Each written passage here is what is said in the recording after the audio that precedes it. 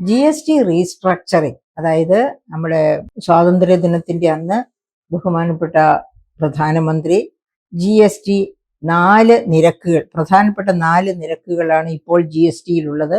അത് 2 ആക്കി ലഘൂകരിക്കും എന്ന് ഉദ്ദേശിക്കുന്നത് അതിലെ ഏറ്റവും ഉയർന്ന നിരക്കുകളെ താഴ്ത്തും. അതായത് 4 നിരക്കുകൾ നിലവിലുണ്ടായിരുന്നത് 5, 12, 18, 28%. ഇങ്ങനെ 4 നിരക്കുകളാണ് ഉണ്ടായിരുന്നത്. ആ 4 നിരക്കുകളിലെ 28% നിരക്കിലെ 90% ഉൽപ്പന്നങ്ങളും 18% നിരക്കിലേക്ക് കൊണ്ടുവന്നു. 18% നിരക്കിലെ 99% ഉൽപ്പന്നങ്ങളും എന്ന് വെച്ചാൽ മുഴുവനും തന്നെ 5% കൊണ്ടുവന്നു. അപ്പൊ 12% ഡിസപ്പിയർ ചെയ്യും, 28% ഡിസപ്പിയർ ചെയ്യും. പക്ഷെ 28%-ലെ 90%-മേ 18-ലേക്ക് വന്നുള്ളൂ. ബാക്കി 10% എവിടെ പോകും? ആ 10%-ന് ഇട്ടിരിക്കുന്ന പേരാണ് സിൻ ഗുഡ്സ്, പാപ ഉൽപ്പന്നങ്ങൾ. ഏതാണ് ഈ പാപ ഉൽപ്പന്നങ്ങൾ?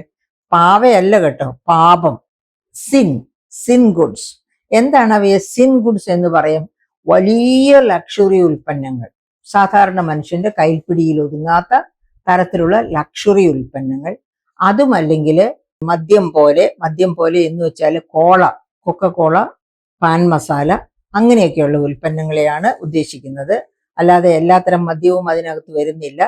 അപ്പൊ ഇങ്ങനെയുള്ള ഏറ്റവും തെരഞ്ഞെടുത്ത ചില ഉൽപ്പന്നങ്ങൾ, സിൻ ഗുഡ്സ് എന്ന പേരിട്ട് വിളിക്കുന്ന ചില ഉൽപ്പന്നങ്ങളെ മാത്രം, ഏറ്റവും വില കൂടിയ കാറുകള്, അതൊക്കെ വലിയ ലക്ഷറീസ് ആണ്. അത്തരം ലക്ഷറി ഉൽപ്പന്നങ്ങളും ഈ സിൻ ഗുഡ്സും. ലക്ഷറി കാറുകൾ സിൻ ഗുഡ്സ് ആണെന്ന് പറയുന്നില്ല, പക്ഷെ കൊക്കക്കോള, പാൻ മസാല പോലെയുള്ളവയ്ക്കാണ് സിൻ ഗുഡ്സ്.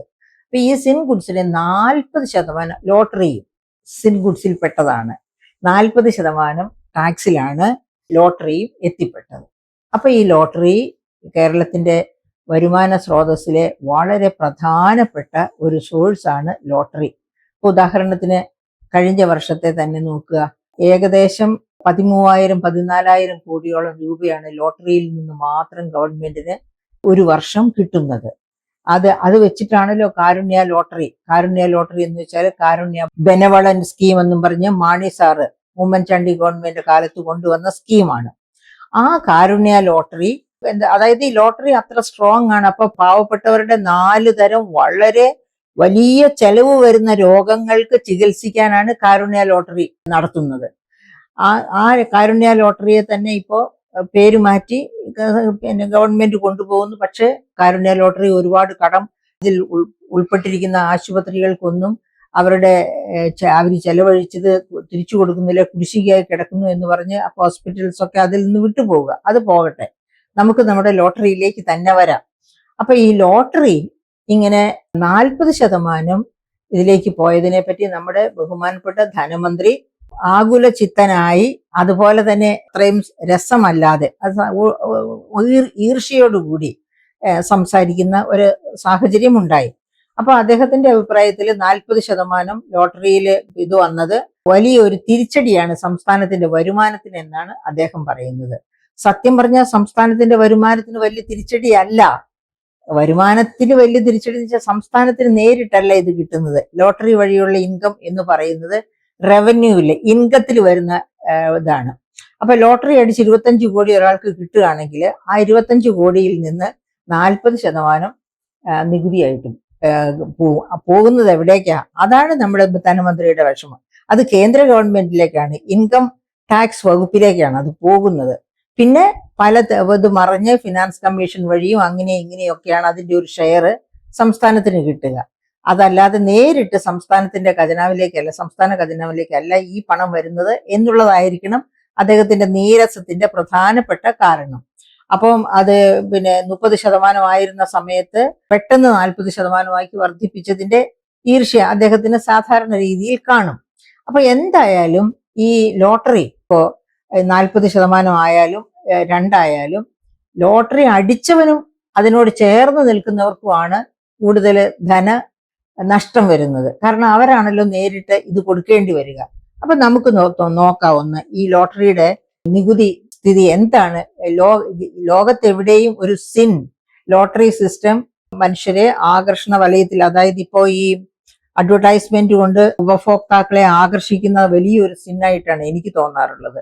അതുപോലെ അതായത് വലിയ ഉള്ള ഉൽപാദന ചെലവിനേക്കാളും പല മടങ്ങ് ഊതി വീർപ്പിച്ച ഒരു ചെലവ് കാണിച്ച് നിങ്ങൾക്ക് ഞങ്ങൾ വെറുതെ തരുന്നു എന്ന രീതിയിൽ വില കുറച്ച് അഡ്വർടൈസ് ചെയ്താണ് പാവങ്ങളെ വീഴിക്കുന്നത്. പ്രകാശത്തിൽ വന്നു വീഴുന്ന ഈയാമ്പാറ്റകളെ പോലെയാണ് ഉപഭോക്താക്കൾ വന്ന് ഈ ഉൽപ്പന്നങ്ങളെല്ലാം വാങ്ങിച്ചു കൊണ്ടുപോകുന്നത്. അതിന്റെ ക്വാളിറ്റി കൊണ്ടൊന്നും അല്ല. അപ്പോൾ അങ്ങനെ ചെയ്യുന്ന ഒരു ലോകത്ത് ഈ ലോട്ടറി സിസ്റ്റം പോലെ തന്നെയാണ് ഈ അഡ്വർടൈസ്മെന്റ് സിസ്റ്റവും എന്ന് വിശ്വസിക്കുന്ന കൂട്ടത്തിലാണ് ഞാൻ. അപ്പൊ ഈ ലോട്ടറി സിസ്റ്റം ഒരു സിൻ ആയിട്ടാണ് എല്ലാ കാലത്തും ലോകം എല്ലാം കണക്കാക്കുന്നത്. അപ്പൊ ഇന്ത്യയിൽ എങ്ങനെയാണ് അതിന്റെ നികുതി എന്ന് നമുക്കൊന്ന് നോക്കാം. 1961 ആദായ നികുതി നിയമം സെക്ഷൻ 194B പ്രകാരം ലോട്ടറിയിൽ നിന്നുള്ള സമ്മാനങ്ങൾക്ക് നികുതി ഈടാക്കിയ ശേഷം മാത്രമേ പണം അനുവദിക്കുകയുള്ളൂ.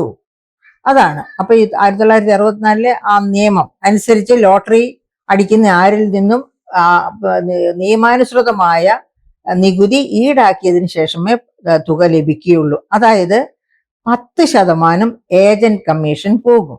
അങ്ങനെ 10 ലക്ഷം രൂപ, അതായത് ഇപ്പൊ 1 കോടി രൂപയാണെങ്കിൽ 10% ഏജന്റ് കമ്മീഷൻ എന്ന് പറയുമ്പോൾ 10 ലക്ഷം രൂപ അവിടെ പോകുന്നു.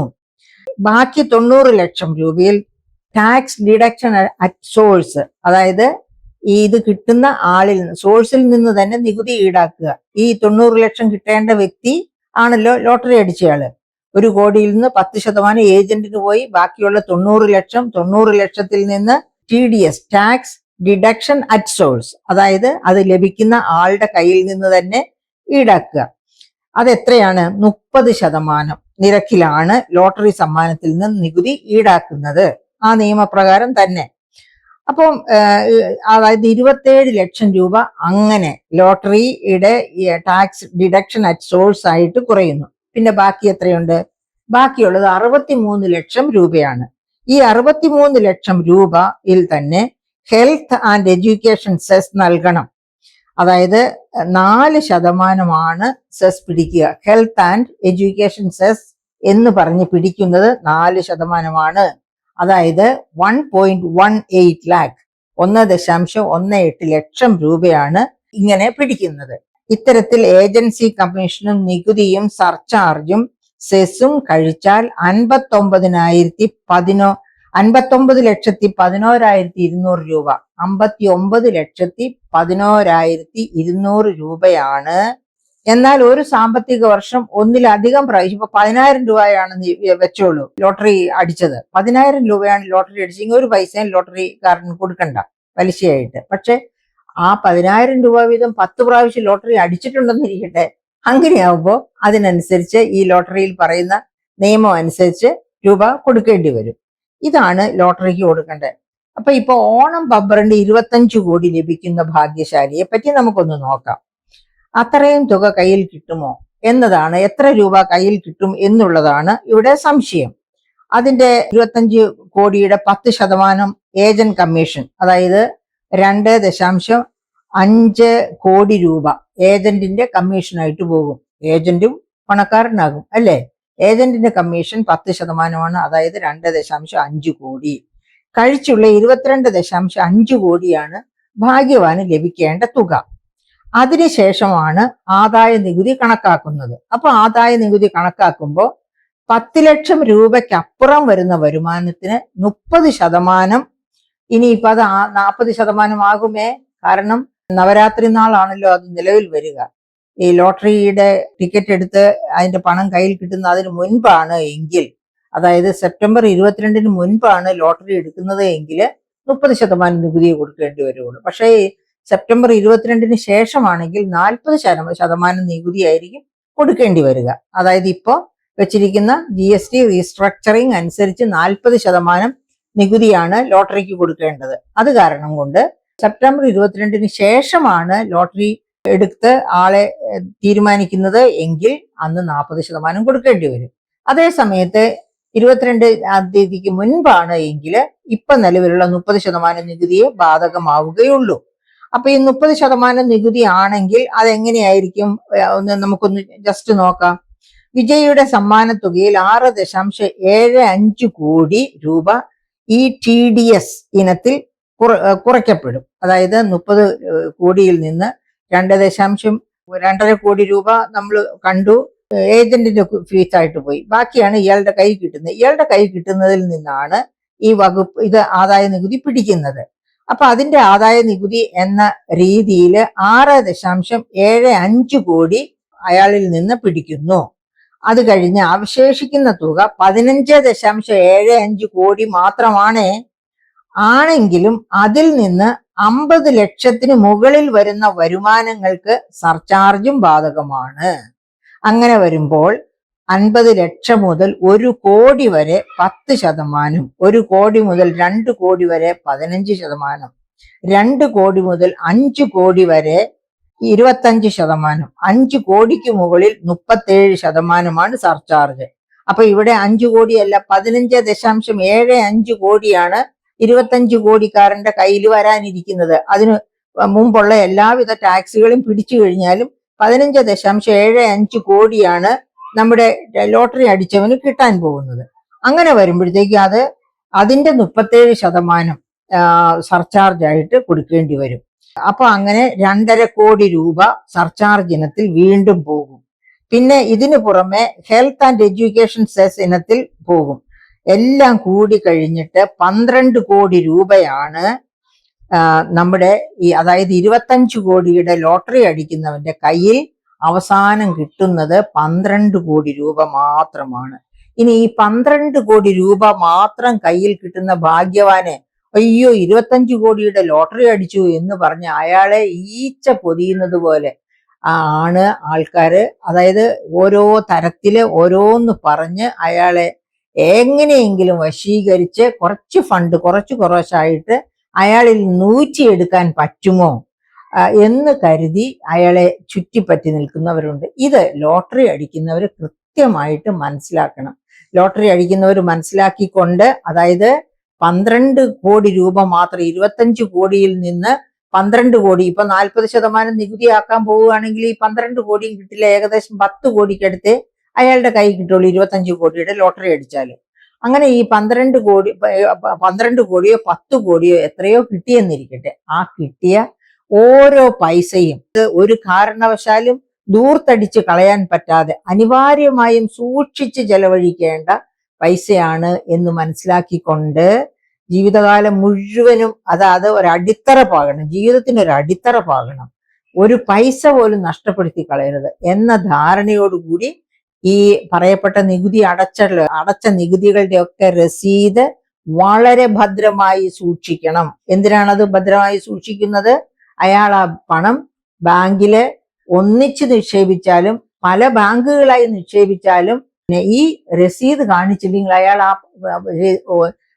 ഓൾറെഡി നേരത്തെ തന്നെ നികുതി കൊടുത്തു എന്നുള്ളത് അറിയാതെ ബാങ്കിൽ ചെല്ലുമ്പോൾ ബാങ്കർ വീണ്ടും അയാളോട് നികുതി ചോദിക്കും. ഈ പറയപ്പെട്ട രീതിയിലുള്ള നികുതി നിരക്കുകളൊക്കെ ബാങ്കിലും കൊടുക്കേണ്ടി വരും. അങ്ങനെ കൊടുക്കാതിരിക്കാൻ വേണ്ടിയാണ് അടച്ച നികുതിയുടെ രസീത് ആ പണം സൂക്ഷിക്കുന്ന അതേ ജാഗ്രതയോട് കൂടി തന്നെ ആ രസീത് സൂക്ഷിക്കുക.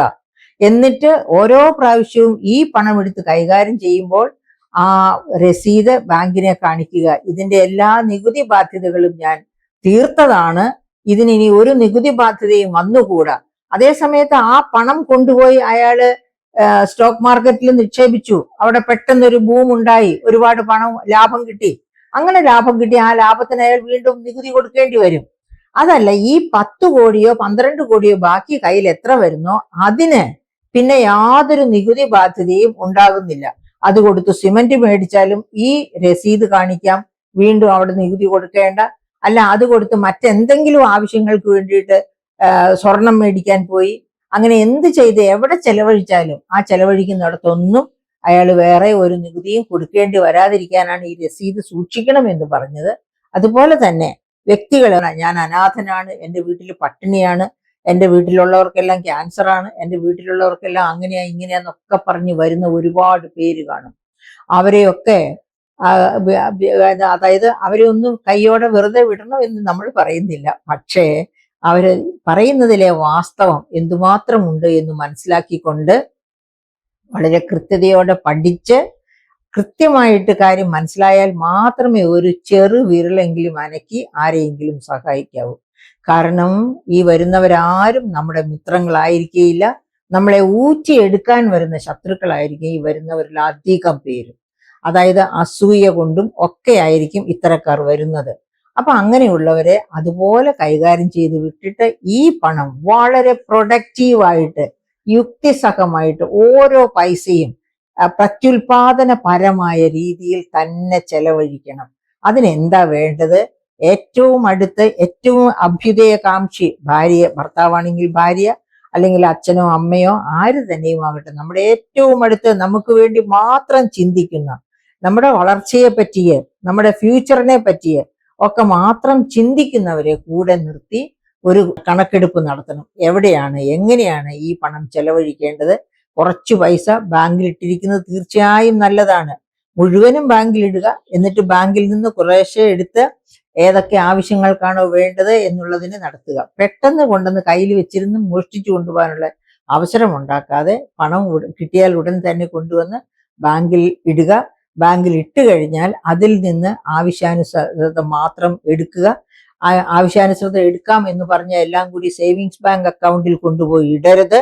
കാരണം നമുക്ക് വളരെ കുറഞ്ഞ പലിശയെ അവിടെ നിന്ന് കിട്ടുകയുള്ളൂ. അതുകൊണ്ട് ബാങ്ക് ധനികനാകാനല്ല നമ്മൾ നോക്കേണ്ടത്, നമ്മുടെ പണം എങ്ങനെയാണ് ഏറ്റവും ഉൽപാദനപരമായ രീതിയിൽ ഡൈവേഴ്സിഫൈ ചെയ്ത് ഇൻവെസ്റ്റ് ചെയ്യുന്നത്. അതായത് അത് വിവിധ മാർഗങ്ങളിലൂടെ ഇൻവെസ്റ്റ് ചെയ്യണം. അതെങ്ങനെയൊക്കെയാണ് ഇൻവെസ്റ്റ് ചെയ്യേണ്ടത്? മ്യൂച്വൽ ഫണ്ട്സിൽ കുറെ ഫണ്ട് ഇട്ടാൽ നല്ലതാണ്. അത് നല്ല വിദഗ്ധരോട് അഭിപ്രായം ചോദിച്ചതിന് ശേഷം നല്ല മ്യൂച്വൽ ഫണ്ടുകളിൽ കൊണ്ടുപോയി കുറച്ച് ഫണ്ട് ഇട്ടാൽ നല്ലതാണ്. പിന്നെ നമുക്ക് വീട് പോലെയുള്ളത് ഇല്ലെങ്കിൽ ആ വീട് പണിക്ക്, അതുപോലെ തന്നെ അത്യാവശ്യ കാര്യങ്ങൾക്ക് വേണ്ടിയിട്ടുള്ളത് മാറ്റിയിടുക. മാറ്റിയിടുമ്പോഴും അത് ഒരു വർഷത്തേക്ക് എന്ത് ചെലവ് വരും അതിനുള്ളത് മാത്രം ആ ഒരു വർഷം എടുക്കാവുന്ന തരത്തിൽ സേവിങ്സ് ബാങ്ക് അക്കൗണ്ടിലിട്ട് ബാക്കി എമൗണ്ട് 1 ഇയർ അക്കൗണ്ടിലോ മച്യൂരിറ്റി ഉള്ളതിലോ അങ്ങനെയൊക്കെ മാറ്റിയിടുക. 1 ഇയർ മച്യൂരിറ്റി ഉള്ള അക്കൗണ്ടിൽ ഇടുമ്പോൾ അതിന് കൂടുതൽ പലിശ കിട്ടും. അങ്ങനെയൊക്കെ എങ്ങനെയാണ് വേണ്ടത് എന്ന് വളരെ ഒരുപാട് പേരോട് ആലോചിക്കാൻ പോകാതെ ഏറ്റവും അടുത്ത നമുക്ക് ഏറ്റവും വിശ്വസിക്കാവുന്ന, നമുക്ക് വേണ്ടി ജീവിക്കുന്നവരോട് മാത്രം ചോദിച്ചു വേണം, അഡ്വൈസ് എടുത്ത് വേണം ഈ കാര്യങ്ങളൊക്കെ വ്യക്തമായിട്ട് ചെയ്യാനായിട്ട്. അങ്ങനെ ചെയ്യുകയാണെങ്കിൽ ലോട്ടറി അടിച്ചവന് ഒരിക്കലും ദുഃഖിക്കേണ്ടി വരില്ല. അതേ സമയത്ത് ഒരു തുറന്ന പുസ്തകം പോലെ അല്ലെങ്കിൽ പിന്നെ ആർക്കും എന്തും സഹായം ചെയ്യാമെന്ന രീതിയിൽ നടന്നാൽ ലോട്ടറി അടിച്ചവന്റെ ഗതി നാളെയും ലോട്ടറി അടിക്കുന്നതിന് മുൻപുണ്ടായിരുന്ന അതേ ഗതിയായിരിക്കും. അങ്ങനെ ഒരു ഗതിയിലേക്ക് ഒരിക്കലും വരരുത്. ആ ഒരു ചിന്തയോടുകൂടി യുക്തിസഹമായി ചിന്തിച്ചു വേണം ലോട്ടറി അടിക്കുന്ന സുഹൃത്ത് മുന്നോട്ട് പോകാൻ. ആ ഒരു പൈസ പോലും വെറുതെ വ്യയം ചെയ്ത് കളയരുത്. ഓരോ പൈസയും ഉൽപാദനക്ഷമമായ രീതിയിൽ തന്നെ താങ്കളുടെ വളർച്ചയ്ക്ക് വേണ്ടി, ക്ഷേമത്തിന് വേണ്ടി ചെലവഴിക്കുക. താങ്കളോട് ചേർന്ന് നിൽക്കുന്നവർക്ക് അതിൽ നിന്ന് ഇത്തിരിയൊക്കെ ഇറ്റിച്ച് കിട്ടുന്നുവെങ്കിൽ അത് സാരമില്ല. പക്ഷേ ഒരൊഴുക്ക് പോലെ മുഴുവനും താങ്കളോട് ചേർന്ന് നിൽക്കുന്നു എന്ന് താങ്കളെ വിശ്വസിപ്പിക്കുന്നവരിലേക്ക് ഒഴുകി പോകരുത് ആ പണം മുഴുവനും.